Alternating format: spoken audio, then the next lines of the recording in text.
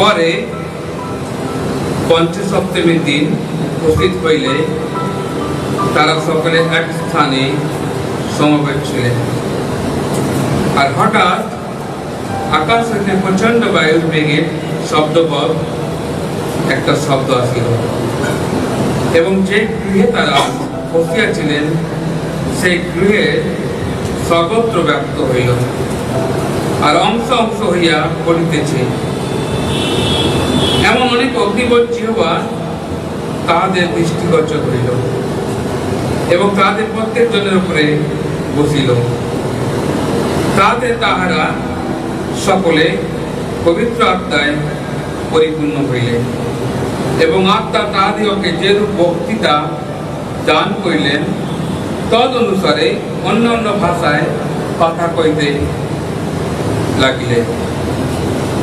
ওই সময় জিহুদীরা আকাশে নিম্নস্থিত সমস্ত জাতি হইতে আগত ভক্ত লোকেরা জেরুসালেমে বাস করিতেছিলেন।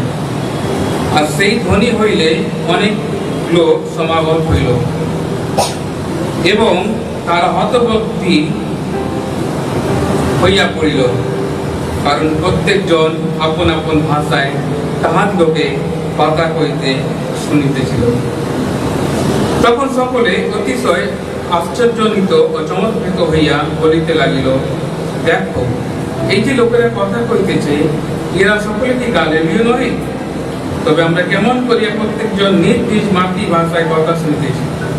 পার্থীয়, মাদীয়, এলোমীয় লোক এবং মেসোপটেমিয়া, ইহুদিয়া, কাপ্পাদোকিয়া, পন্থ ও এশিয়া, ফরুগিয়া, পাম্পুলিয়া, মিশর এবং লিবিয়া যে সমস্ত কুলীনীয় নিকটবর্তী অঞ্চল নিবাসী এবং প্রবাসকারী রোমীয় কি জিহুদি ধর্মাবলম্বী লোক এবং তৃতীয় ও আরবীয় লোক, যে আমরা আমাদের নিজ নিজ ভাষায় উহাদিগকে ঈশ্বরের মত কর্মের কথা বলিতে শুনিতেছি। এরূপে তাহারা সকলে চমৎকৃত হইল এবং হতবুদ্ধি হইয়া পরস্পর বলিতে লাগিল, ইহার ভাব কি? অন্য লোকেরা পরিহাস করিয়া বলিল, উহারা মৃষ্ট দ্রাক্ষারসে মত্ত হইয়াছে। কিন্তু পিতর 11 জনের সহিত দাঁড়াইয়া উচ্চ স্বরে তাদের কাছে বক্তৃতা করিয়া কহিলেন।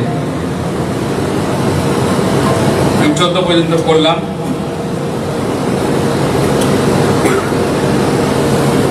আজকে যে বিষয় সেটা হচ্ছে দ্য পেন্টেকস্ট। আজকে পঞ্চম সপ্তমীর রবিবার।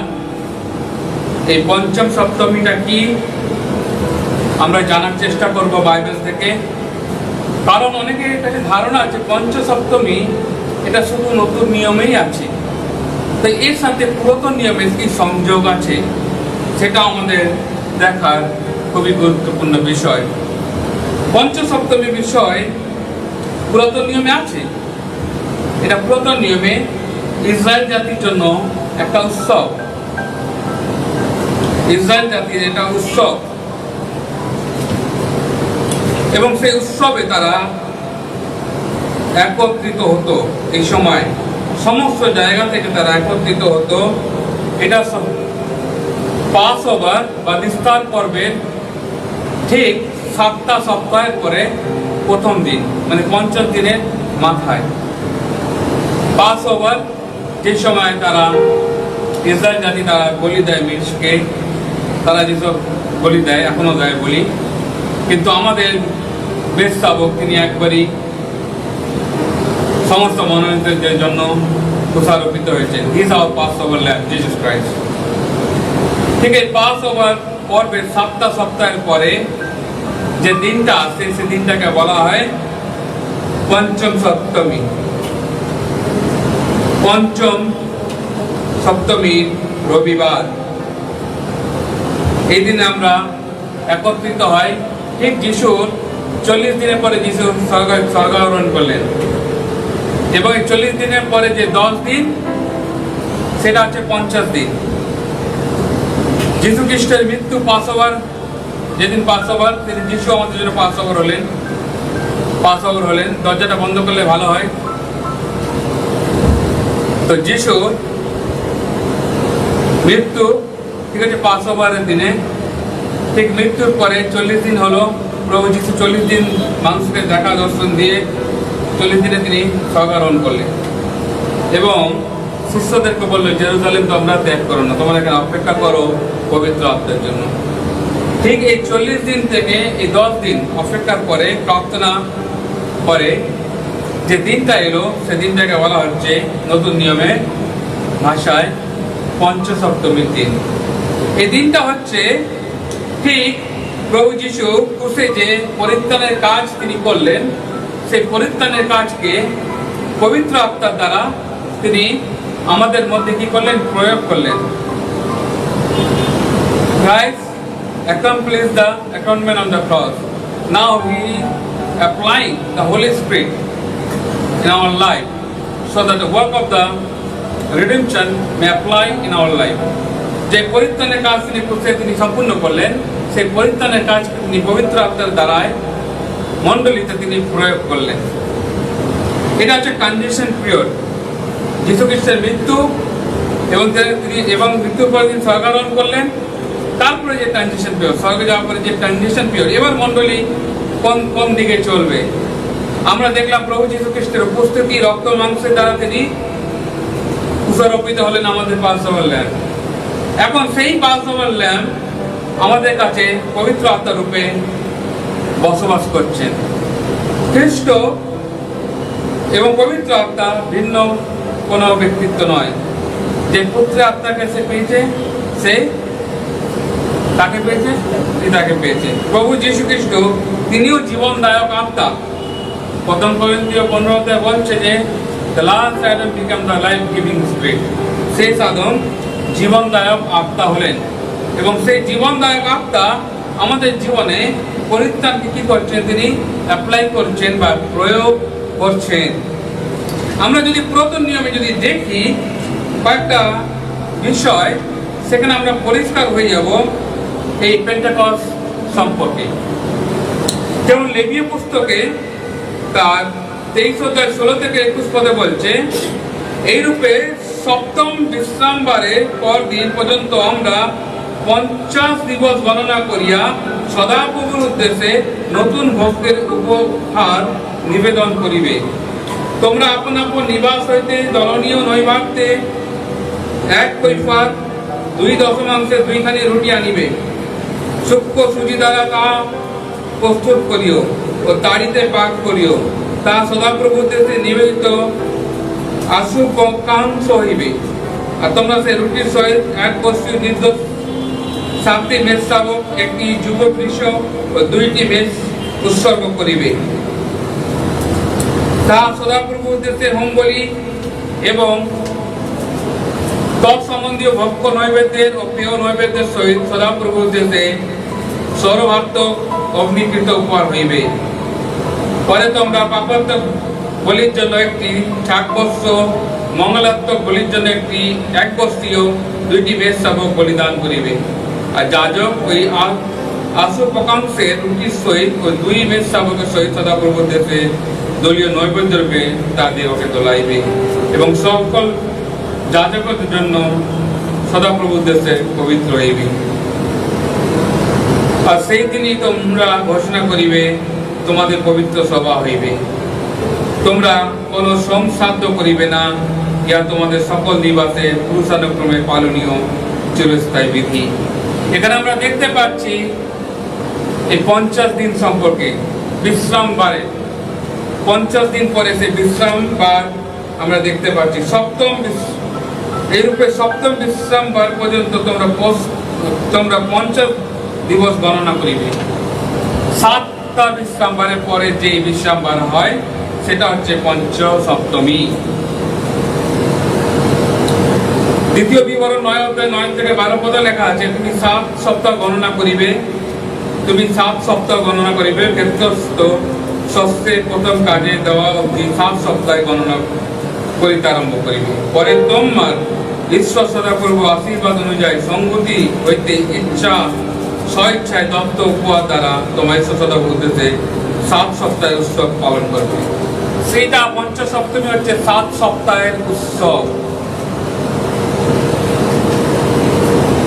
7 সপ্তাহের উৎসব, বা বলা যায় এই দিনে তারা ফিস্ট করবে। ফিস্ট খাবার, যে একসাথে খাবার সহভাগিতা, একসাথে একত্রিত হওয়ার সহভাগিতা। এই পেন্টাকস্টে ইসরায়েল জাতি ঈশ্বরের উদ্দেশ্যে তারা একত্রিত হবে এবং ঈশ্বরকে ধন্যবাদ দেবে এবং ঈশ্বরের উদ্দেশ্যে তাদের দশমাংশ নৈবেদ্য সমস্ত কিছু তারা আনবে ঈশ্বরের ঘরে।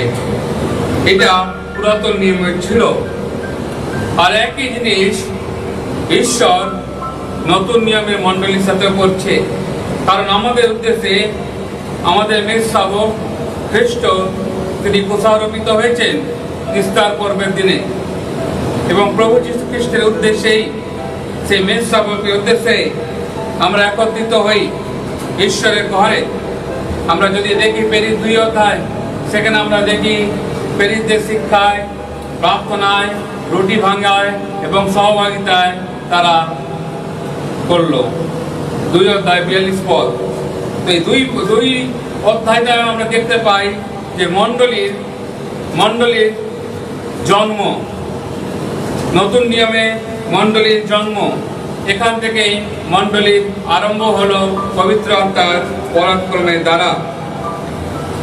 এবং এই পঞ্চসপ্তমী যখন আমরা উদযাপন করি, আমরা পঞ্চসপ্তমী উদযাপন করতে গিয়ে প্রভু যিশুর দিকে তাকাই, পিছনে আমাদের নিস্তার করব মেষের দিকে তাকাই, তিনি আমাদের জন্য কি করেছেন। এখন আমরা যখন পঞ্চসপ্তমী দেখছি, তখন আমরা কিছু গুরুত্বপূর্ণ বিষয়গুলোই দেখব। প্রথম বিষয়টা হচ্ছে কি হলো সেখানে বলছে 2 পদে বলছে, আর হঠাৎ আকাশ হইতে প্রচন্ড বায়ুর বেগের শব্দ বলতে একটা শব্দ আসিল, এবং যে গৃহে তারা বসিয়াছিল সেই গৃহের সর্বত্র ব্যাপ্ত হইল। এখানে আমরা দেখতে পাচ্ছি আত্মার পরাক্রম। ঈশ্বরের আত্মা, যাকে হিব্রুতে রুহাক বলা হয় বা গ্রিকে নিউমা বলা হয়, কিন্তু এই ঈশ্বর তিনি তার উপস্থিতি যখনই দেখান মানুষের কাছে, পুরাতন নিয়ম ঈশ্বর যখনই মানুষের কাছে নেমে আসতেন, তিনি তার পরাক্রমের মধ্যে দিয়ে তার মহিমা প্রকাশ করতেন। কেন এখানে ব্যবহার হয়েছে আত্মা বা বায়ু, দ্বিতীয়ত আমরা দেখতে পাচ্ছি অগ্নি, আর তৃতীয়ত আমরা দেখতে পাচ্ছি বিভিন্ন ভাষায় কথা বলা। কারণ এই 3টে এলিমেন্ট আমরা দেখতে পাই। আর আজকে 3টে বিষয় আমি বক্তব্য রাখবো ঈশ্বরের বাক্য থেকে, কারণ এই বিষয়গুলি যদি আমরা ক্লিয়ার না হই, তাহলে আমাদের কাছে পেন্টাকস্টের দিনটার গুরুত্ব থাকবে না। কারণ প্রথমে আমি বলতে চাই যে পেন্টাকস্টের গুরুত্ব কি এবং তার মিনিং কি, এগুলো যদি আমরা ক্লিয়ার না থাকি, তাহলে নতুন নিয়মের এই ইতিহাসটাকে আমরা বারে বারে রিপিট করার চেষ্টা করব। কারণ পেরিসের পুস্তক হচ্ছে নতুন নিয়মের ইতিহাস, আর এই ইতিহাস কখনো রিপিট হবে না। যিশু একবার কুশারোপিত হয়েছে, আর তিনি কুশারোপিত হবে না হিস্ট্রিতে। পবিত্র আত্মা একবার এসছে, বারে বারে এরকম ঘটনা, এরকম পরাক্রম যে রূপটা আমরা দেখছিলাম, এটা বারে বারে ঘটবে না। আমরা যদি দেখি, ঈশ্বর যখন মসিকে দর্শন দিল, বা আমরা যদি দেখি বাইবেল থেকে আরো কয়েকটা ঘটনা, যেখানে ধরুন এক্সোডাস 19:16, সেখানে লেখা আছে, যাত্রা পুস্তক 19 অধ্যায় 16 পদে লেখা আছে, যখন ঈশ্বর মসিকে দর্শন দিল মাউন্ট সিনাইতে, যখন ডেকে নেওয়া হলো, যখন তাকে 10 কমান্ডমেন্ট দেওয়া হচ্ছে, 10 আজ্ঞা, সেই সময় যদি আমরা দেখি, বাইবেল বলছে, পরে 3য় দিন প্রভাত হইলে মেঘ গর্জন ও বিদ্যুৎ ও পর্বতের উপরে নিবিড় মেঘ হইল, আর অতিশয় উচ্চরবে তুরিধ্বনি হইতে লাগিল, তাতে শিবিরস্থ সমস্ত লোক কাঁপিতে লাগিল। 10 আজ্ঞা যখন ঈশ্বর দিল মসিকে বলল অনেক ইনস্ট্রাকশন দেওয়া হলো, এত দূর লোকেরা দাঁড়িয়ে থাকবে, তারপর তুমি সিনাই পর্বতে উঠে আসবে। আর মসি যখন সিনাই পর্বতের উপরে উঠে গেল, পুরো পর্বতটা মেঘে ঢেকে গেল এবং উচ্চ রবে তুরি ধ্বনি হতে লাগলো, ধ্বনি। তারপর আমরা দেখতে পাই লোকেরা সব কাঁপছে, মেঘ গর্জন হচ্ছে, বিদ্যুৎ নেমে আসছে। চিন্তা করুন, আমরা সকলে দাঁড়িয়ে আছি আর আমাদের মধ্যে থেকে কাউকে ঈশ্বর ডাকছে, বলছে তুমি উপরে চলে আসো। আর সেখানে মেঘ পুরো ঢেকে দিল, বিদ্যুৎ লাইটিনিং হচ্ছে। আমরা একটু বিদ্যুতের ঝলকানি দেখলে ঘরের তলায় ঢুকে যাই, তাই না? কোনো সেটের তলায় চলে যাই। সেরকম একটা পরাক্রম মহিমা আমরা দেখতে পাচ্ছি যখন ঈশ্বর স্বয়ং নেমে আসছেন সিনাই পর্বতের উপরে, এবং মসি যখন ঈশ্বরের কাছে যাচ্ছে সেই ট্যাবলেট 10 আজ্ঞা নেওয়ার জন্য। কি মহিমা, কি পরাক্রম! আমরা নতুন নিয়মের সাথে মেলাবো যে নতুন নিয়মেও একই জিনিস ঘটেছে। কারণ ঈশ্বর যখনই নেমে আসেন মানুষের মধ্যে, ঈশ্বর নেমে আসেন পরাক্রম সহকারে, মহিমা সহকারে, মানুষ যা কল্পনা করতে পারে না। ঈশ্বর বলছে, আর একটা করে লেখা পড়ছে যেন আগুনের ঝলকানি। কি পরাক্রম, কি মহিমা সেখানে ছিল! আমরা দেখতে পাই যখন এলিজাকে কাছে ঈশ্বর দর্শন দিল, আমরা দেখতে পাই প্রথম রাজাবলী 19 অধ্যায় 1 থেকে 13 পদে আমরা দেখতে পাই। পরের দিনে আমরা দেখতে পাই, আমরা দেখবো 11 থেকে। পরে তিনি কইলেন, তুমি বাইর হইয়া এই পর্বত সদাপ্রভু সম্মুখে দাঁড়াও।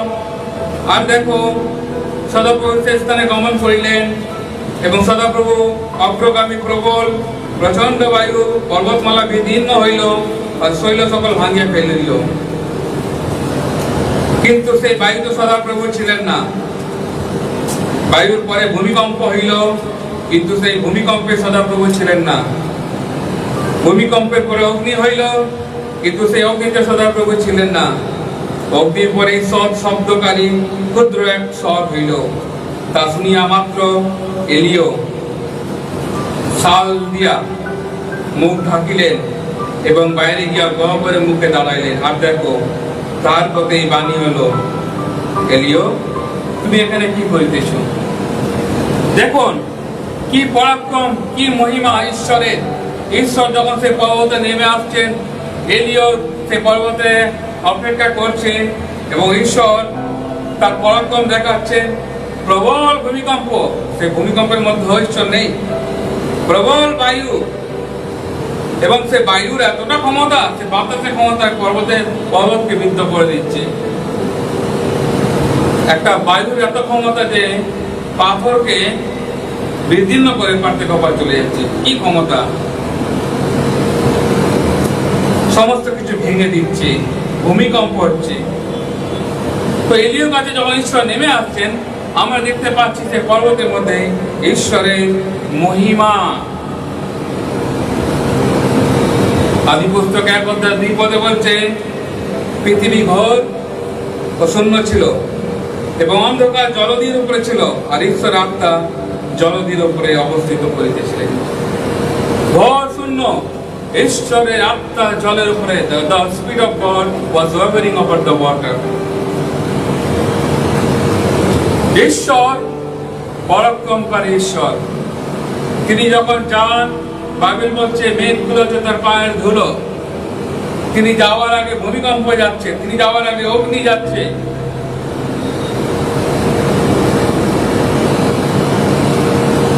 ঈশ্বর মহান তার পরাক্রমে। আর যখন এই 120 জন উপরের রুমে যখন অপেক্ষা করছে, ঈশ্বর যখন ওদের কাছে নেমে আসলেন, ঈশ্বর একই পরাক্রমে নেমে এলেন। যে পরাক্রমে তিনি মোসের কাছে এসেছিলেন, যে পরাক্রমে তিনি এলিজা বা এলিওর কাছে এসেছিলেন, যে পরাক্রমে তিনি জেসকেল ভাবগতির সাথে কথা বলেছিলেন। কি বলেছিলেন? আমরা যদি দেখি জেসকেল তার 37 অধ্যায় 5 থেকে 6 পদে সদাপ্রভু এই সকল অস্থিকে এই কথা কয়েন, দেখো আমি তোমাদের মধ্যে আত্মা প্রবেশ করাইব, তাহাতে তোমরা জীবিত হইবে। আর আমি তোমাদের উপরে শিরা দিব, তোমাদের উপরে মাংস উৎপন্ন করিব, চর্বি দ্বারা তোমাদেরকে আচ্ছাদন করিব, তোমাদের মধ্যে আত্মা দেব, তাহাতে তোমরা জীবিত হইবে। আর তোমরা জানিবে যে আমি সদাপ্রভু। সে ড্রাই বোন, শুকনো হাড় পড়ে আছে, শুকনো হাড়ের প্রতি ঈশ্বর বলছে আমি এখানে জীবন প্রবেশ করাবো, আমি আমার আত্মাকে দেব, তাতে তোমরা জীবিত হবো, আমার আত্মাকে আমি প্রবেশ করাবো। আর এই পঞ্চ সপ্তমী দিনে ঈশ্বর মণ্ডলীকে তার আত্মা দিচ্ছে, এবং সে আত্মা দেওয়ার উদ্দেশ্য হচ্ছে মণ্ডলীকে তিনি জীবিত করতে চাইছেন। মণ্ডলী কখনো ড্রাই বোন হয়ে পড়ে থাকতে পারে না। খ্রিস্ট বলছেন আমি সেই মাংস, তোমরা আমাকে ভোজন করো, আমি সেই জীবন জল, তোমরা আমাকে পান করো, আমার সেই রক্তকে তোমরা পান করো, আমার জীবন তোমরা নাও। তিনি তার জীবন মণ্ডলীর মধ্যে প্রবেশ করাচ্ছেন। তিনি শুধু পরিত্রাণ আমাদের দিয়ে তিনি থেমে যাননি, কিন্তু পঞ্চ সপ্তমী আমাদেরকে স্মরণ করে দিচ্ছে ঈশ্বরের পবিত্র আত্মার কাজ আমাদের জীবনে। যেভাবে তিনি পুরাতন নিয়মে ভাববাদীদের সাথে কথা বলতেন, দর্শন দিতেন, একইভাবে তিনি একই যেহোবা ঈশ্বর, একই কভেনান্ট ঈশ্বর, তিনি আমাদের সাথে কথা বলছেন নতুন নিয়মে। তিনি তার সেই বায়ু বা নিয়মা বা রোহা তিনি আমাদের মধ্যে প্রবেশ করাচ্ছেন। পুরাতন নিয়মে যতবার আমরা দেখছি প্রচন্ড সে বায়ু পাথর বিদীর্ণ করে দিচ্ছে, জলের উপরে সে বায়ু ঘুরে বেড়াচ্ছে, ওয়েভিং করছে, জলের উপরে ঘুরে বেড়াচ্ছে সে আত্মা। আর ঈশ্বর পঞ্চ সপ্তমীতে বলছে আমি এই আত্মা মণ্ডলীকে দিচ্ছি। এই আত্মা সাধারণ আত্মা নয়, এই আত্মা হচ্ছে পরাক্রমী আত্মা। এই আত্মা বিদীর্ণ করতে পারে পাথর। এই আত্মার ক্ষমতা হচ্ছে মরা হাড়ের মধ্যে জীবনকে সঞ্চারিত করা। আমরা যখন পঞ্চ সপ্তমী দিনে উপস্থিত, তখন আমাদের জানা দরকার পবিত্র আত্মার পরাক্রমের প্রয়োগ মণ্ডলীর জীবনে। মসি এই পরাক্রম ঈশ্বরকে দেখেছিল। ঝোপের মধ্যে দিয়ে ঈশ্বর কথা বলছেন, পাহাড়ের মধ্যে ঈশ্বর নেমে আসছে, প্রচন্ড বায়ু, প্রচন্ড ভূমিকম্প, প্রচন্ড বিদ্যুৎ ঝলকানি, তার মধ্যে দিয়ে ঈশ্বর কথা বলছেন। এলিও সেই প্রচন্ড বায়ুর মধ্যে, ভূমিকম্পের মধ্যে দিয়ে সেই ঈশ্বরের সাথে কথা বলছে।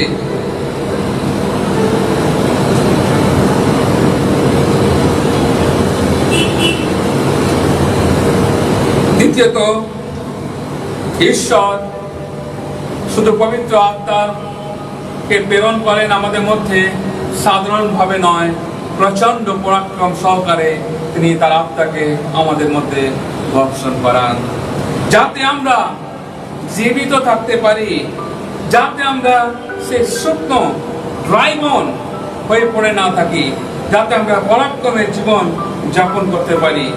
খ্রিস্টতে আমরা অধিক বিজয়যুক্ত, বাইবেল বলছে, আর সেই বিজয় খ্রিস্ট দেন তার পবিত্র আত্মার দ্বারা।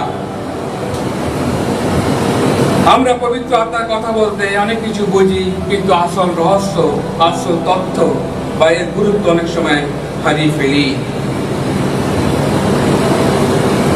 দ্বিতীয়ত, ঈশ্বর আগুনের মধ্যে দিয়ে কথা বলছেন।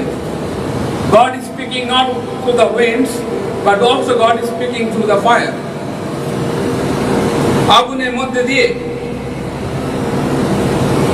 আমরা যদি দেখি পুরাতন নিয়মে যাত্রা পুস্তকটা 3 অধ্যায় 2 থেকে 4, আর ঝোপের মধ্যে হইতে অগ্নিশিখাতে সদাপ্রভু দূত তাকে দর্শন দিলেন। তখন তিনি দৃষ্টিপাত করিলেন, আর দেখো ঝোপ অগ্নিতে জ্বলিতেছে, তথাপি ঝোপ বিনষ্ট হইতেছে না। তাই মসি কইলেন, আমি এক পাশে গিয়া এই আশ্চর্য দৃশ্য দেখি, ঝোপ দগ্ধ হয় না, ইহা কারণ কি? কিন্তু সদাপ্রভু যখন দেখিলেন যে তিনি দেখিবার জন্য এক পাশে যাইতেছেন, তখন ঝোপের মধ্য হইতে ঈশ্বর তাকে ডাকিয়া কইলেন, মসি, মসি। আমরা দেখতে পাচ্ছি ঈশ্বর, প্রথমত দেখলাম ঈশ্বর আত্মাকে প্রবেশ করালেন পরাক্রম সহকারে। কেন পেন্টেকস্টে ঈশ্বর তিনটে এলিমেন্ট আমরা দেখতে পাই, যে এলিমেন্ট না, তিনটে বিষয় তিনি দিলেন। প্রচন্ড বায়ু, অগ্নিযুক্ত জল, সে টানগুলো ফায়ারের মতন জলযুক্ত অগ্নিগুলো কেন ঈশ্বর দিলেন? আমরা কি কখনো দেখেছি ভেবে? তার কারণ হচ্ছে, আমি সবসময় বলি, নতুন নিয়মে যা কিছু আমরা দেখি সমস্ত কিছু পুরাতন নিয়মে আছে। কারণ নতুন নিয়ম যখনই একটা চ্যাপ্টার আমি পড়ি, তখন সেই চ্যাপ্টারটাকে আমি পুরাতন নিয়মে যাই, পুরাতন নিয়ম এ সম্পর্কে কি বলে। অনেক সময় আমরা পুরাতন নিয়মকে স্পষ্ট করি না, আমরা বলি নতুন নিয়ম পড়লেই হয়ে যাবে। কিন্তু আমি বলি 66টা বই ঈশ্বর এমনভাবে রেখেছে আমাদের কাছে, কোনো বইকে আমরা অবহেলা করতে পারি না বা ইগনোর করতে পারি না। আমাদের 66টা বই পড়া গুরুত্বপূর্ণ, কারণ প্রত্যেকটা বাইবেলের প্রত্যেকটা পাতা আমাদেরকে প্রভু যিশুর দিকে এগিয়ে নিয়ে যায়। আর যখন আমরা দেখলাম অগ্নি পঞ্চসপ্তমীর দিনে, তখন আমার মনটা চলে গেল ঠিক যাত্রা পুস্তক 3 অধ্যায়, যখন আগুনের মধ্যে দিয়ে ঈশ্বর মসির সাথে কথা বলছেন। আমরা এটাও দেখি যাত্রা পুস্তক তার 14 অধ্যায় 24 পদে, কিন্তু রাত্রির শেষে প্রহরে সদাপ্রভু অগ্নি ও মেঘস্তম্ভে থাকিয়া মিশরীয়দের সৈন্যের উপরে দৃষ্টিপাত করিলেন ও মিশরীয়দের সৈন্যকে উদ্বিগ্ন করিলেন। যখন আমরা দেখতে পাচ্ছি মসি যখন পর্বতের উপরে গেলেন, সেখানে আমরা কি দেখতে পাই? সেখানেও আমরা দেখতে পাই আগুন। আর 24 অধ্যায়ে আমরা দেখতে পাচ্ছি ইসরায়েল জাতির সাথে ঈশ্বর অগ্নি ও মেঘ স্তম্ভে থাকিয়া, যখন ইসরায়েল জাতি যেত তাদের উপরে অগ্নি এবং মেঘ স্তম্ভ হয়ে তাদেরকে প্রোটেক্ট করে ঈশ্বর সাথে সাথে চলত। কারণ ঈশ্বর ইসরায়েল জাতির সাথে সর্বদাই মেঘে এবং মেঘস্তম্ভে থাকে, অগ্নি ও মেঘস্তম্ভে থাকিয়া মিশরীয় সৈন্যদের উপরে দৃষ্টিপাত করিলেন। ঈশ্বর দিনের বেলা মেঘ রূপে থাকতো ইসরায়েল জাতির উপরে, রাতের বেলা ইসরায়েল জাতির উপরে কি রূপে থাকতো? মাথার উপরে অগ্নি স্তম্ভ, পিলার। এই অগ্নি স্তম্ভ আমাদের কাছে ঈশ্বরের যেমন বিচারকে বোঝায়, তেমনি প্রোটেকশনকে বোঝায়। Fire speaks also God's judgment, also fire speaks God's presence. ইব্রিয়তে বলছে আমাদের ঈশ্বর তিনি হচ্ছেন কিরূপে? Consuming fire. ইব্রিয় আমরা যদি পড়ি, সম্ভবত ইব্রিয় 12:29 বলছে, কেননা আমাদের ঈশ্বর গ্রাসকারী অগ্নিস্বরূপ। আমাদের ঈশ্বর, ইব্রিয় 12:29 পরে বলছে আমাদের ঈশ্বর গ্রাসকারী অগ্নিস্বরূপ। ঈশ্বর গ্রাসকারী অগ্নিস্বরূপ, তিনি বিপ্রবেদ থেকে তিনি বিচার করেন, কিন্তু মনোনীতদের কাছে তিনি আশ্রয় স্বরূপ। ইসরায়েল জাতিকে রাতে তিনি নিজে আলো দিয়েছিলেন অগ্নিস্বরূপ স্তম্ভ রূপে, দিনের বেলায় তাদের মাথার উপরে তিনি মেঘ হয়ে থাকতেন। যাত্রা পুস্তক 19 অধ্যায় 8 পদে বলছে, যখন মসি পর্বতের উপরে গেলেন সেই 10 আজ্ঞানিতে, তখন সমস্ত সিনয় পর্বতে ধূমময় ছিল। কেন? সদাপ্রভু অগ্নিস্বর তার উপরে নামিয়ে আসলেন ও ভাটি ধূমের ন্যায় তাতা হইতে ধূম উঠিতে লাগিল এবং সমস্ত পর্বত অতিশয় কাঁপিতে লাগলো। সদাপ্রভু অগ্নিস্বরূপ সেই সিনয় পর্বতে নেমে আসলো এবং সারা পর্বত ধোঁয়াময় হয়ে উঠলো এবং সেখানে ঈশ্বর মসিকে 10 আজ্ঞা দিলেন। আমরা দেখতে পাচ্ছি আগুন যেমন বিচারের কারণ, আগুন হচ্ছে আমাদের কাছে ঈশ্বরের উপস্থিতিকে বোঝায়। ইসরায়েল জাতি যখন যেত রাতের বেলা ঈশ্বর অগ্নিস্তম্ভ স্বরূপ থাকতো। যখন মসির সাথে ঈশ্বর দেখা করলেন তখন ঈশ্বর ঝোপের মধ্যে দিয়ে মসির সাথে কথা বললেন অগ্নির মধ্যে দিয়ে। যখন ইসরায়েল জাতির উদ্দেশ্যে তিনি যখন 10 আজ্ঞা দিলেন তখন ঈশ্বর মসিকে যখন ডাকলেন তখন আমরা দেখতে পাচ্ছি যে সদাপ্রভু অগ্নিস্বর তার উপরে নামিয়ে আসলেন। ঈশ্বর শুধু এমনি নেমে আসেননি, মহাপরাক্রমে এবং অগ্নি সহকারে তিনি নেমে এলেন। যাত্রা পুস্তক তার 40 এবং 38 পদে বলছে, কেননা সমস্ত ইসরায়েল কুলের দৃষ্টিগোচরে তাদের সমস্ত যাত্রায় দিবাতে সদাপ্রভু মেঘ এবং রাত্রিতে অগ্নি আবাসের উপরে অবস্থিত হইতে লাগিল। কি সুন্দর এই চিত্র।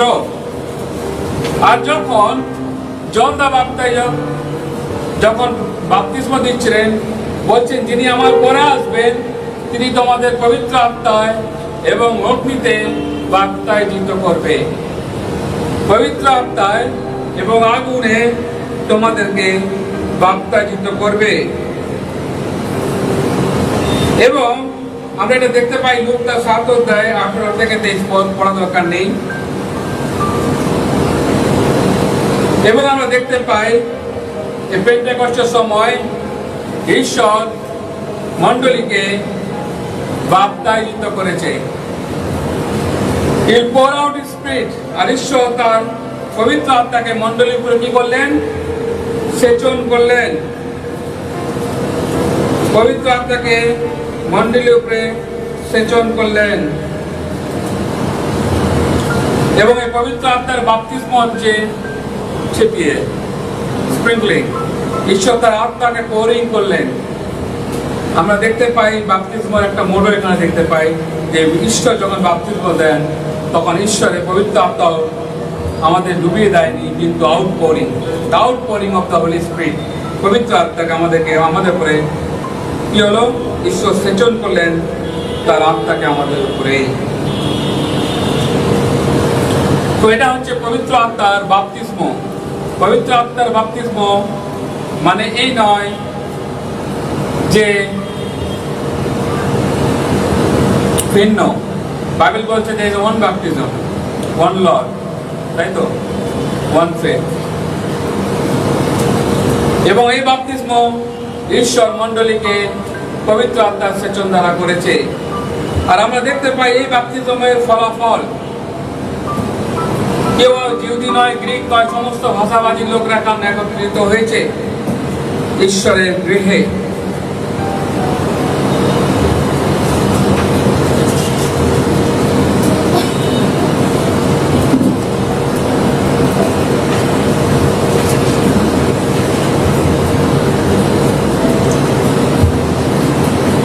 এই আগুনের মধ্যে দিয়ে ঈশ্বর আমাদের কাছে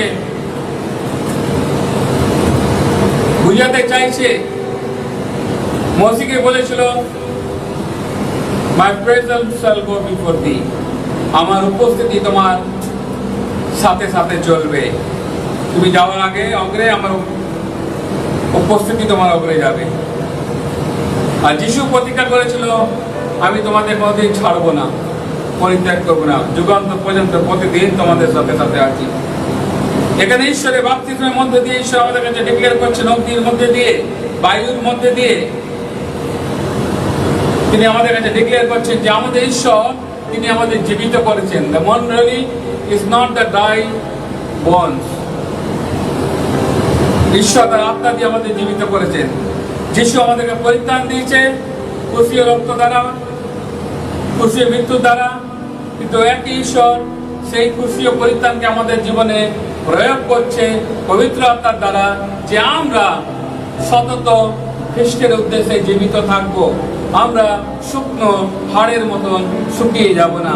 আমাদের মধ্যে ঈশ্বর জীবনকে প্রবেশ করাচ্ছে পবিত্র আত্মা দ্বারা, যাতে মণ্ডলী যুগান্ত পর্যন্ত প্রতিদিন শেষ দিন পর্যন্ত খ্রিস্টের উদ্দেশ্যে জীবিত থাকে। যিশু বলল কি, আমি পুনরুত্থান ও জীবন, এবং যে কেউ আমাকে বিশ্বাস করে সে মরলেও জীবিত থাকবে। এখানে আমরা দেখতে পাচ্ছি মরলেও জীবিত থাকার গুরুত্বপূর্ণ একটা জায়গা, যে পবিত্র আত্মা আমাদের সতত জীবিত রাখে, আমাদেরকে নতুন জন্ম দেয়, আমাদেরকে পুনর্জীবিত করে ঈশ্বরের বাক্য দ্বারা, এবং আমরা মরে গেলেও আমরা ঈশ্বরের উদ্দেশ্যে জীবিত থাকতে পারবো। এটাই হচ্ছে পবিত্র আত্মার পরাক্রম, এটাই হচ্ছে পবিত্র আত্মার কাজ আমাদের জীবনে। আমরা যতদিন এই পৃথিবীতে বেঁচে থাকবো মণ্ডলী রূপে, আমরা খ্রিস্টের সাক্ষ্য বহন করবো, খ্রিস্টের উদ্দেশ্যে কথা বলবো। কিন্তু যেদিন আমরা মারা যাব, সেদিনও কিন্তু আমরা মারা যাব না, আমরা জীবিত থাকবো চিরদিন রূপে, চিরস্থায়ী রূপে। থার্ড এলিমেন্ট যেটা আমরা দেখতে পাই, সেটা আমরা দেখতে পাই যে টান বা পরভাষা। 5 পদে আমরা দেখতে পাই, ওই সময় জিহুদীরা আকাশে নিম্নস্থিত সমস্ত জাতি হইতে অবধি আগত ভক্ত লোকেরা জেরুজালেমে বাস করিতেছিলেন। আর সেই ধ্বনি হইলে অনেক লোক সমাগত হইল, এবং তারা হতবুদ্ধি হইয়া পড়িল, কারণ প্রত্যেকজন আপন আপন ভাষায় তাহাদিগকে কথা কইতে লাগিল। এখানে আমরা দেখতে পাচ্ছি ভাষা। ভাষা খুব গুরুত্বপূর্ণ বিষয়। ঈশ্বর ভাষার ব্যবহার করেন। ঈশ্বর নিজে লোগোস, তিনি বাক্য, আর তিনি মণ্ডলীকেও সে বাক্যের পরাক্রমে তিনি পরাক্রম যুক্ত করছেন। আমরা দেখতে পাই সে বাক্যের পরাক্রম, সে ভাষার পরাক্রম। কারণ অনেক সময় মানুষের মধ্যে এই ভাষা নিয়ে বিভিন্ন ধরনের কোশ্চেন আছে। করিন্থীয় 14 অধ্যায় যে পরভাষা এবং এই 2 অধ্যায়ের মধ্যে একটু পার্থক্য আছে, কিন্তু আবার দুটোই এক। করিন্থীয় 14 অধ্যায় সাধু পল বলছে যে পরভাষা পরজাতীয়দের উদ্দেশ্যে চিহ্ন স্বরূপ বিশ্বমণ্ডলীকে দিয়েছে। আর এখানে সেই পরভাষাটি ব্যবহার হচ্ছে পরজাতীয়দের উদ্দেশ্যে এবং স্বজাতীয়দের উদ্দেশ্যে বোধ। জিহুদি, গ্রিক, 16খানা প্রদেশের লোকরা সেখানে উপস্থিত, এবং তারা নিজের নিজের ভাষায় খ্রিস্টের সুসমাচারকে শ্রবণ করছে। এরা কোনো ধরনের শব্দ রাবা রাবা ফিরা ফিরা যেরকম এখন চলে চারিদিকে, যে পরভাষা গ্রিক চলে চারিদিকে, এই ধরনের ভাষা এরা ব্যবহার করেনি। কিন্তু এরা যে ভাষা, যাকে ইংলিশে বলে গিব্রিশ, এরা এই ধরনের ভাষা ব্যবহার করেনি। আদি পুস্তক 11 অধ্যায়ে আমরা দেখতে পাই বাবেলের টাওয়ার, যেখানে মানুষ টাওয়ার বানিয়ে ঈশ্বরের কাছে পৌঁছাবার চেষ্টা করছে। দ্য টাওয়ার অফ ব্যাবেল, বাবেলের টাওয়ার। আর সেখানে আমরা দেখতে পাই প্রথম ভাষা ভেদ, এবং সে নোর, সেই শ্যাম, হ্যাম এবং জেফত, এই 3 জন যে পুত্র, শ্যাম, হ্যাম এবং জেফত, এই 3 জনের মধ্যে দিয়ে সারা পৃথিবীতে সমস্ত জাতি, সমস্ত ভাষা সৃষ্টি হয়েছে। আর এই সময় ঈশ্বর সেখানে ভাষার মধ্যে ভাষা বিভেদ ঘটিয়েছিল। মানুষ সেই সময় চেষ্টা করেছিল নিজস্ব একটা বুর্জ খলিফার মতো কিছু বানাবার, হয়তো তার থেকেও বেশি বড় বানাবার চেষ্টা করেছিল, এবং তারা চেষ্টা করেছিল নিজের ক্ষমতায় ঈশ্বরের কাছে পৌঁছানো।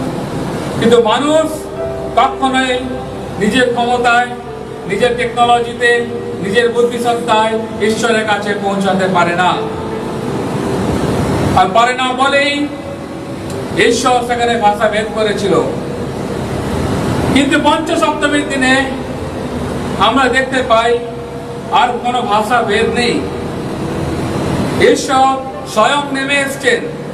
মানুষ ওখানে উড়ে ওঠার চেষ্টা করেছিল, এক ভাষায় কথা বলার চেষ্টা করেছিল, এক টেকনোলজি করতে চেয়েছিল, সমস্ত কিছু একটা ইউনিফর্ম মোডে আনার চেষ্টা করেছিল, কিন্তু মানুষ ঈশ্বরের কাছে ব্যর্থ হয়েছিল, পারেনি।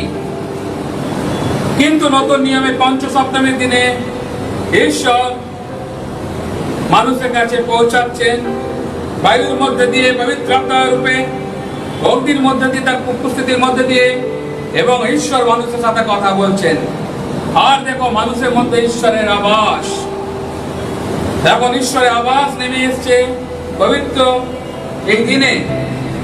ঈশ্বর মানুষের সাথে কথা বলছেন সুসমাচারের মধ্যে দিয়ে। এটাই হলো সেই ভাষার গুরুত্ব। এবং যখন এই ভাষা তারা বলছে প্রেরিতরা, যদি আপনি পড়েন 2 করিন্থীয় 12:12 এবং ইফিসীয় 4:20, এই দুটি পদ পড়ে আপনারা পড়তে পারেন।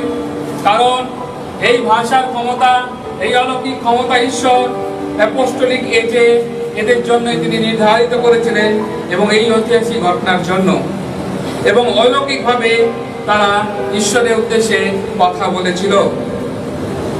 এখন যখন বিভিন্ন জায়গায় পরভাষায় কথা বলে, যারা বলছে তারাও বোঝে না, যারা শুনছে তারাও বোঝে না। পবিত্র আত্মা গোলযোগের আত্মা নয়, তিনি শান্তির আত্মা, তিনি সুশৃঙ্খলার আত্মা। ঈশ্বর যখন মানুষের সাথে কথা বলে, তখন মানুষ সেটা বুঝতে পারে। এটাই হচ্ছে পবিত্র আত্মার পরাক্রম। ঈশ্বর এমন কোন ভাষায় আমাদের সাথে কথা বলবেন না যে ভাষায় আমরা বুঝতে পারবো না। ঈশ্বর যখন তার বাক্য দিলেন জিহুদি জাতিকে, তখন ইব্রিয় ভাষা সারা পৃথিবীতে ছড়িয়েছিল। ইব্রিয় ভাষার মধ্যে যে ভাষা মানুষ বুঝতে পারে, সেই ভাষায় ঈশ্বর মানুষকে ওল্ড টেস্টামেন্ট দিলেন। আর যিশু যদিও আরামিক ভাষায় কথা বলতেন, কিন্তু সবকালীন সময় সারা পৃথিবীতে গ্রিক ভাষায় মানুষ কি করতেন, পড়াশোনা করতেন বা বুঝতেন। ঈশ্বর নতুন নিয়ম আমাদেরকে দিলেন কি ভাষায়? গ্রিক ভাষায়, যাতে মানুষের কাছে ঈশ্বর মানুষের ভাষায় কথা বলতে পারেন। আর পঞ্চ সপ্তমীর দিনও আমাদেরকে স্মরণ করিয়ে দেন, ঈশ্বর কোনো এমন রাবা রাবা খারা খারা কোনো এমন শব্দ ব্যবহার করবেন না যে ভাষায় আপনিও বুঝবেন না, যারা বসে আছেন তারাও শুনতে পাবেন না। তিনি গোলযোগের আত্মা নয়, তিনি শান্তির আত্মা। তিনি কথা বলেন মানুষের পরিভাষায়, এবং যখন তারা কথা বলতে আরম্ভ করলো, তখন মানুষরা সেই ভাষা বুঝতে পারলো। His glory and power, not only they seen, but also they heard in the spoken language. ঈশ্বরের মহিমাকে তারা শুধু দেখলো, তার পরাক্রম শুধু দেখলো তা নয়, কিন্তু সে পরাক্রম এবং মহিমাকে তারা তাদের কানের মধ্যে দিয়ে শুনতে পেল। যেভাবে মোসি শুধু ঝোপের মধ্যে আগুন দেখেনি, মোসি সেই পর্বতের উপরে গেলেন, শুধু দর্শকরা পাননি, কিন্তু সে ঈশ্বরের রব শুনতে লাগলো। God was speaking to Moses, God was speaking to Elijah, and now God is speaking to His church through the apostles. এখন ঈশ্বর তার মণ্ডলীর সাথে কথা বলছেন প্রেরিতদের মধ্যে দিয়ে। এটা ঈশ্বরের মহিমা, আমাদের কনফিউজ হওয়ার দরকার নেই। এই পেন্টেকস্টে যে ঘটনা যেটা ঘটলো, এই ঘটনার মধ্যে দিয়ে ঈশ্বর আমাদেরকে রিমাইন্ড করিয়ে দিলেন, He is the God of the Abraham, God of the Isaac, and also is the God of the Jacob. He is the God of the Adam. He is the God of the Noah. He is the covenant God. He is the God, our God, through the second Adam, our Lord Jesus. দ্বিতীয় আদমের মধ্যে দিয়ে তিনি আমাদের ঈশ্বর। তিনি কখনোই ভিন্নভাবে আমাদের সাথে ব্যবহার করেন না। যে ব্যবহার তিনি পুরাতন নিয়মে করেছেন, সেই একই ব্যবহার তিনি নতুন নিয়মের মণ্ডলীর সাথে করছেন। তাই আমরা যখন নতুন নিয়মে পঞ্চ সপ্তমীর দিনে যখন আমরা একত্রিত হই, তখন আমাদের কনফিউশন হওয়া দরকার নেই। আমরা নতুন কিছু দেখছি না এখানে, আমরা পরম্পরাগতভাবে যেভাবে ঈশ্বর আমাদের পিতৃপুরুষদের সাথে কথা বলেছেন, একইভাবে তিনি প্রেরিতদের মধ্যে দিয়ে আমাদের সাথে কথা বলছেন।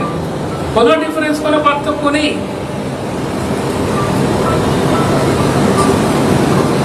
পার্থক্য এটাই, ভাষা ভেদের সময় মানুষ চেষ্টা করেছিল তাদের এক ভাষার মধ্যে দিয়ে ঈশ্বরের কাছে পৌঁছানো, কিন্তু পরিবর্তন হচ্ছে let God speaks to us, let God not me। আমি কথা বললাম, আমাদের ঈশ্বর আমার সাথে কথা বলুন। শামুয়েলকে যখন 3 বার ঈশ্বর ডাকলো, এলিও বললো যাও, যদি ঈশ্বর তোমাকে কিছু বলে, কি বলবে? বলে ওবা যারা দাস শুনতা, প্রভু বলুন তোমার দাস শুনছে। আর ঈশ্বর আজকে আমাদের সাথে কথা বলছেন নতুন নিয়মে। তিনি আমাদের সাথে কথা বলছেন সেই ভয়ঙ্কর প্রচন্ড বায়ুর পবিত্র আত্মার উপর মধ্যে দিয়ে। তিনি আমাদের সাথে কথা বলছেন আমাদের মৃত হাড়ের মধ্যে জীবনকে সঞ্চারিত করে। তিনি আমাদেরকে বুঝিয়ে দিচ্ছেন তোমরা একা নও আজকে থেকে। যেভাবে পুরাতন নিয়মে আমি ইসরায়েল জাতির সাথে ছিল অগ্নি স্বরূপে, যেভাবে আমি মসজিদের সাথে ছিলাম, যেভাবে আমি আব্রাহামের সাথে ছিলাম, তোমাদেরকে আমি অনাথ ছেড়ে দিইনি। যিশু বলছে তোমাদেরকে আমি অনাথ ছেড়ে যাবো না, তোমাদের পবিত্র আত্মা দেবো, তোমরা এখানে অপেক্ষা করো। ঈশ্বর সে প্রতিজ্ঞা রাখলেন যে আমরা অনাথ নই, তার উপস্থিতি আমাদের সাথে আছি। আমরা যেখানে যাব আমাদের মস্তকের উপরে সেবক দিব যেহোবা। সেই ঈশ্বরের পরাক্রম, সেই ঈশ্বরের উপস্থিতি আমাদের সাথে সাথে যাবে। আর আমরা যেখানেই যাব, যেখানেই আমরা কথা বলবো, আমাদের মুখ দিয়ে খ্রিস্টের সাক্ষ্য জাতির উদ্দেশ্যে উচ্চারিত হবে। যিশু বলছে প্রেরিতদের 1:8 বলছে, 1:8 বলছে কিন্তু পবিত্র আত্মা তোমাদের উপরে আসলে তোমরা শক্তি প্রাপ্ত হইবে, আর তোমরা জেরুসালেমে, সমুদ্র, জিহুদিয়া ও সমরীয় দেশে এবং পৃথিবীর প্রান্ত পর্যন্ত আমার সাক্ষী হইবে। এখানে আর কোনো ভাষাভেদ নেই। এখন আমরা যে ভাষায় কথা বলছি সেই ভাষায় সব জাতির লোকরা বোঝে। আমাদের দেশে আমাদের ভারত বন্ধু উইলিয়াম কেরি সে ইংল্যান্ড থেকে, সুদূর ইংল্যান্ড থেকে পাড়ি দিলেন এই ভারতবর্ষে। এই ভারতবর্ষের মাটিতে তিনি থেকে গেলেন। আজকে যে বাংলা বাইবেলটা আমাদের হাতে আছে, এটা হচ্ছে পবিত্র আত্মার কাজ। ঈশ্বর তাকে আত্মার বরদান দিলেন, ভাষার বরদান দিলেন, আর সে পবিত্র বাইবেল আমাদের কাছে উপহার দিয়ে গেলেন। আপনি এই বাইবেল পড়ছেন, আমি এই বাইবেল পড়ছি। এটা হচ্ছে পবিত্র আত্মার কাজ। আজকে এই বাইবেল পড়ে কত লোক খ্রিস্টকে জানছে, কত লোক অনন্ত জীবনে অধিকার প্রাপ্ত হচ্ছে, কত দেশ উপকৃত হচ্ছে এই বাংলা বাইবেলের মধ্যে। এক একটা ভাষা তিনি দেননি, আমার 40টা ভাষা দিলেন। তিনি একজন ভাষাবিদ। এটাই হচ্ছে পবিত্র আত্মার কাজ। পৃথিবীর প্রান্ত পর্যন্ত তোমরা যাবে, সুসমাচার প্রচার করবে। ঈশ্বর আমাদের মুখে সেই বাক্য দিলেন।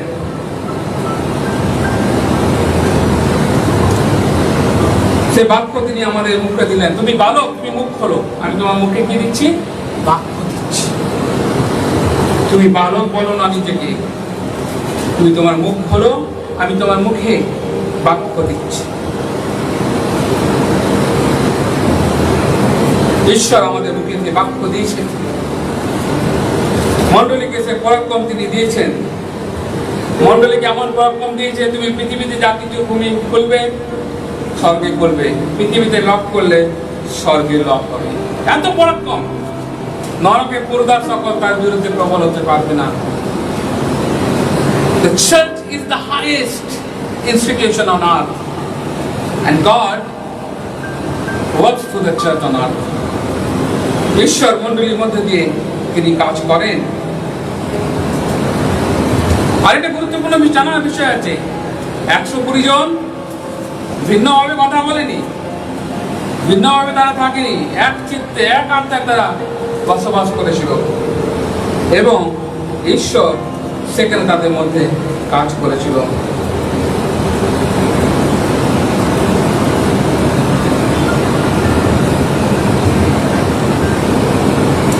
আজকে মণ্ডলী কোন দিশায় যাচ্ছে? আজকে মণ্ডলী কোন দিশায় যাচ্ছে, এটা বড় প্রশ্ন। আজকে যেসব জায়গায় আমরা দেখতে পাই, আমরা মানুষকে আকর্ষণ করতে চেষ্টা করি কিসের দ্বারা? মিউজিক। এমন বড় ভাষা বলবো, লোক ভাববে দারুণ পবিত্র আত্মা পেয়ে গেছে। না, পবিত্র আত্মা যখন ঈশ্বর দেন আমাকে, তিনি আমাকে শক্তিশালী করেন। যেরকম ভাববাদীকে ঈশ্বর বলছে তার এক কথায়, কিন্তু সদাপ্রভু আমাকে কইলেন, আমি বালক এমন কথা বলিও না, কিন্তু আমি তোমাকে যার কাছে পাঠাইব তার কাছে তুমি যাইবে, এবং তোমাকে যাহা আজ্ঞা করিব তাই বলিবে। তোমাদের সম্মুখে ভীত হইও না, কেননা তোমার উদ্ধারটা আমি তোমার সঙ্গে সঙ্গে আছে, ইহা সদাপ্রভু বলে।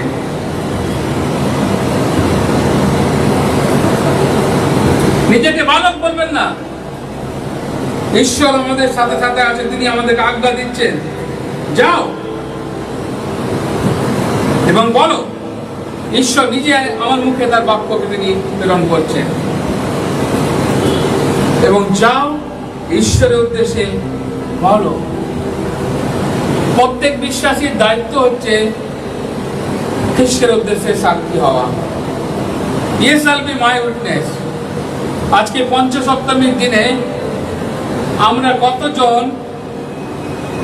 উইটনেস বা সাক্ষী হতে পেরেছি খ্রিস্টের উদ্দেশ্যে আমাদের পরজাতীয়দের কাছে, বা যে ভাইরা খ্রিস্টকে জানে না তাদের কাছে? আমরা কি প্রভু যীশু খ্রিস্টের বাক্য দ্বারা, যে বাক্য তিনি আমাদের মুখে দিয়েছেন, সে অগ্নিস্বরূপ বাক্য, সে বাক্যকে কি আমরা প্রয়োগ করতে পারছি? কারণ পবিত্র আত্মার যে মূল কাজ, সেটা হচ্ছে সুসমাচার প্রচার করা। জেরুজালেমে ভাববাদীকে বলতে, তুমি নিজেকে বালক বলো না, যাও বলো, তোমার মুখে বাক্য দিচ্ছি। Don't say you are a child, go and speak। আজ মণ্ডলী 10 বছর হয়ে গেছে। আজকে যদি আমরা বালক থাকি, আজকে যদি আমরা বলি দুধ খাচ্ছি, মাংস খাওয়া অভ্যাস হয়নি, তাহলে মণ্ডলী কোন দিশায় যাচ্ছে, কোন পরিপক্কতায় যাচ্ছে? এটা বড় প্রশ্ন। পঞ্চসপ্তমী আমাদেরকে স্মরণ করিয়ে দিচ্ছে যে আমাদের ঈশ্বর, সে অব্রাহামের ঈশ্বর, সে ইসাকের ঈশ্বর, সে যাকবের ঈশ্বর, আমাদের ঈশ্বর প্রেরিতদের ঈশ্বর, আমাদের ঈশ্বর প্রভু যীশু খ্রিস্টের ঈশ্বর, আর তিনি আমাদের ঈশ্বর। তিনি আমাদের অনাথ রাখেননি। পুত্র তিনি বলছে, তোমাদের অনাথ আমি রেখে যাচ্ছি না। আর পিতা বলছে, তোমার অনাথ থাকবে কি করে? আমি তো আছি তোমাদের সাথে অগ্নি রূপে, আমার উপস্থিতি তোমাদের সাথে সাথে যাবে। তোমরা যেখানে যাবে আমি যাব, তোমাদের মুখ দিয়ে আমার বাক্য বেরোবে, তোমরা আমার সাক্ষী হবে পৃথিবীর প্রান্ত পর্যন্ত। প্রেরিত 1:8 বলছি। প্রেরিত 1:8 হচ্ছে প্রেরিতের মূল বক্তব্য। সারা প্রেরিত পুস্তকের যদি থিম বলা যায়, থিম ভার্স, সে থিম ভার্স হচ্ছে 1:8। আর সে 1:8 হচ্ছে খ্রিস্টের উদ্দেশ্যে সাক্ষী হওয়া। ঈশ্বর আমাদের সাক্ষী হতে বলেছে, আমাদের ম্যাজিশিয়ান হতে বলেনি। আমাদের বলেনি তুমি যাও আশ্চর্য আশ্চর্য প্রেরিতদের মতন কাজ করো। ঈশ্বর আমাদের বলেনি তুমি যাও মরা মানুষকে জ্যান্ত করো। ঈশ্বর আমাদের বলেছে তুমি যাও, তুমি সুসমাচার প্রচার করো। আর আমি যে জ্যান্ত মানুষ মরা মানুষের অভিনয় করে, যে মরা মানুষ জ্যান্ত মানুষের মতন অভিনয় করে হেঁটে বেড়াচ্ছে পৃথিবীতে, সেই মানুষকে আমি জীবিত করব। তার শুকনো সে ড্রাইবোন বা শুকনো হাড়ের মধ্যে আমি প্রাণ সঞ্চার করব। সে জীবিত হবে, সে পুনরুত্থানের শক্তি দ্বারা শক্তিযুক্ত হবে। এটাই হচ্ছে সুসমাচারের মূল উদ্দেশ্য। আমরা কি এই উদ্দেশ্যে স্থির আছি, নাকি আমরা অন্য কিছু ভাবছি? আজকে পঞ্চসপ্তমীর দিন আমাদেরকে ভাবতে হবে তার পবিত্র আত্মার যে মূল কাজ, সেটা হচ্ছে সুসমাচার প্রচার। আর ঈশ্বর যখন 3টে জিনিস আমাদেরকে দিয়েছেন, হোলি স্পিরিট আমরা দেখতে পাচ্ছি যে উইন্ড, আমরা দেখতে পাচ্ছি ফায়ার, যেটা ঈশ্বরের উপস্থিতিকে বোঝায়। আমরা দেখতে পাচ্ছি গান বা ভাষা, ঈশ্বর সে ভাষা আমাদেরকে দিয়েছে, এই শক্তি আমাদের দিয়েছে। বাইবেল বলছে তোমরা জানো না কি কথা বলবে, তোমরা যখন যাবে তখন আমি তোমাদেরকে বলে দেবো কি কথা বলবে। You don't know what you will speak, the moment you will speak I will speak to you. আমরা জানি না কি কথা বলবো, আমাদের সে জ্ঞান নেই, বুদ্ধি নেই। পৃথিবীর যে জ্ঞান, যে টেকনোলজি, এই কাটিং এজ টেকনোলজিতে অনেক ব্যাপারই আমরা বুঝি না। বাচ্চারা আমাদের থেকে বেশি অনেক কিছু বোঝে টেকনোলজিতে, ওরা আমাদেরকে আরো বেশি বোকা বানিয়ে দেয়। এটা তুমি বোঝো না, আমরা জানি এটা, কিন্তু আমরা বোকা, আমরা বুঝি না। কিন্তু ঈশ্বর বলছেন আমি শেষ দিনে শিশুদের মুখ দিয়ে কথা বলবো, তাই না? I will speak to the babes. আমাদের মধ্যে দিয়ে ঈশ্বর কথা বলবে। ঈশ্বর বলতে আমরা নিজেকে ভালো বলো না, তোমার মুখে আমি বাক্য দেবো, কি বলতে হবে তুমি জানো না, আমি দেবো, তুমি যাও। আমাদেরকে বলছে আমরা যেন বাধ্য হই। পঞ্চসপ্তমী আমাদেরকে আহ্বান করছে জাতির উদ্দেশ্যে, দেশের উদ্দেশ্যে, জগতের শেষ প্রান্ত পর্যন্ত যেন আমরা খ্রিস্টের সাক্ষী হই, সত্যের সাক্ষী হই, সুসমাচারের বাহক হই, যেন আমাদের মধ্যে দিয়ে খ্রিস্টের সুসমাচার উচ্চারিত হয় এবং মানুষ পরিত্রাণের দৌড়গড়ায় পৌঁছাতে পারে। ঈশ্বর তার বাক্যে আশীর্বাদ করুন।